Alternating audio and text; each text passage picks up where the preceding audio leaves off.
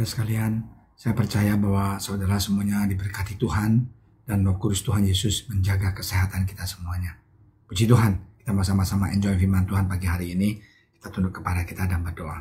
Tuhan Yesus, terima kasih Tuhan atas hari ini. Biarlah Roh Kudus Tuhan bisa menjamah kami, Tuhan menguatkan kami. Sungguh firman Engkau adalah Tuhan pelita dalam kehidupan kami. Dalam nama Engkau Tuhan Yesus, kami telah berdoa. Haleluya. Amin. Saudara sekalian, ada satu cerita yaitu di Matius 15 ya. Bahwa diskusi dan pembicaraan Yesus dengan seorang ibu ya. Maka datanglah seorang perempuan Kanaan dari daerah itu dan berseru, "Kasihanlah aku ya Tuhan, anak Daud, karena anakku perempuan kerasukan setan dan sangat menderita." Ya. Tetapi Yesus sama sekali tidak menjawabnya. Lalu murid-muridnya datang dan meminta kepadanya, "Suruhlah ia pergi." Ia mengikuti kita terus dengan berteriak-teriak katanya. "Ribut Tuhan, usir dia Tuhan." Jawab Yesus kepada itu perempuan, "Aku diutus hanya kepada domba-domba yang hilang dari umat Israel." Tetapi perempuan itu mendekat dan menyembah dia sambil berkata, "Tuhan, tolonglah aku." Tetapi Yesus menjawab, "Tidak patut mengambil roti yang disediakan bagi anak-anak dan melemparkannya kepada anjing." Kata perempuan itu, "Benar Tuhan, namun anjing itu makan lemah-lemah yang jatuh dari meja tuannya." Maka Yesus menjawab dan berkata kepadanya, "Hai ibu, besar imanmu, maka jadilah kepadamu seperti yang kau kehendaki." Dan seketika itu juga anaknya sembuh. Wow. Saudara sekalian, kalau waktu dulu saya baca ini, saya kaget. Kagetnya apa? Kok Tuhan marah dia seperti anjingnya? Nah, jangan salah. Sebenarnya orang Farisi itu menganggap orang Kanaan, orang itu adalah seperti anjing. Mereka merasakan level mereka itu lebih tinggi daripada orang Kanaan. Ya, nah, jadi bukan kasar. Ya, memang perempuan ini adalah non Yahudi. Ya, jadi dalam periskop ini Yesus memakai analogi anak-anak anjing saat meresponkan perempuan itu. Tapi kalau kita melihat perikop sebelumnya, Yesus juga mengecam orang-orang Farisi yang mengutamakan adat istiadat dan menganggap diri layak di hadapan Allah.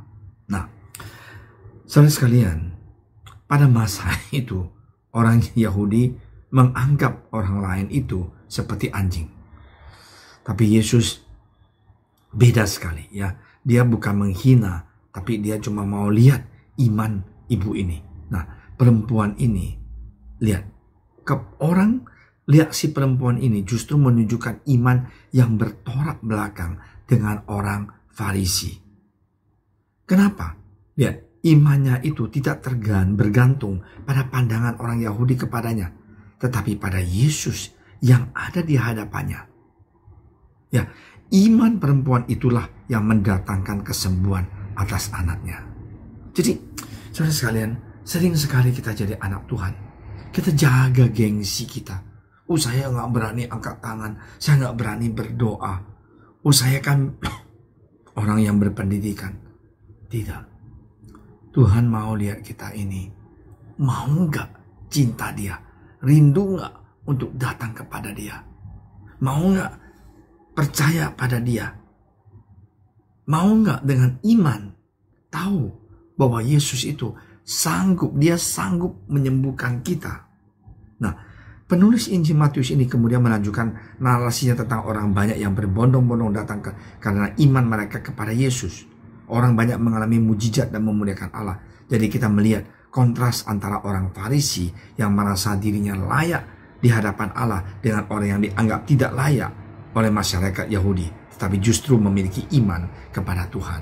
Jadi banyak juga orang Kristen yang merasakan, saya kan pelayan, saya kan pengkhotbah, saya kan ini. Saudara sekalian, janganlah kita merasakan kita ini pintar, kita ini lebih hebat daripada yang lain. Jangan. Ya, kita bisa terjebak menjadi orang Kristen dengan sikap take it for granted ataupun merasakan wajib loh, saya merasakan layak kok di hadapan Allah. Ya, saya harus dapat kok. Jangan kita seperti orang Farisi.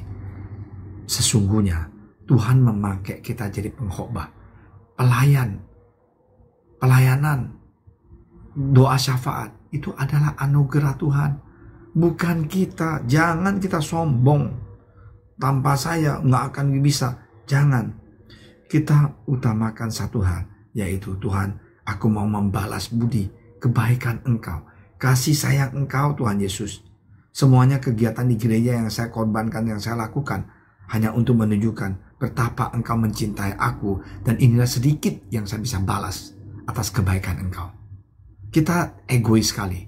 Kalau kita untuk mau diri kita punya, kita full wholehearted. Tapi untuk pelayanan, half-hearted. Kalau kita mau sesuatu sepenuh hati, kita berjuang di luar. Tapi untuk pelayanan setengah hati. Jangan. Ya, haruslah kita ingat. Kita harus mau menaruhkan Tuhan yang paling utama. Memberikan persembahan, ya, memberikan yang the best, ya, dan menaruhkan iman kita seperti perempuan Kanaan ini. Tuhan, ya benar, aku gak layak. Tapi rempah-rempah itu dari anjing itu, kan boleh dong aku makan. Sedikit aja berkat yang sisanya itu juga luar biasa mujizat terjadi. Apalagi semuanya. Hari ini, marilah kita jangan seperti orang Farisi, merasakan kita lebih pintar, kita lebih layak, kita lebih banyak pelayanan, kita lebih banyak memberikan perpuluhan. Jangan. Tuhan Yesus bukan lihat itu. Dia hanya lihat apakah kita sungguh cinta Dia dengan motivasi yang tulus, yang menyenangkan Dia. Tuhan Yesus berkati. Mari kita tunduk kepala, kita berdoa.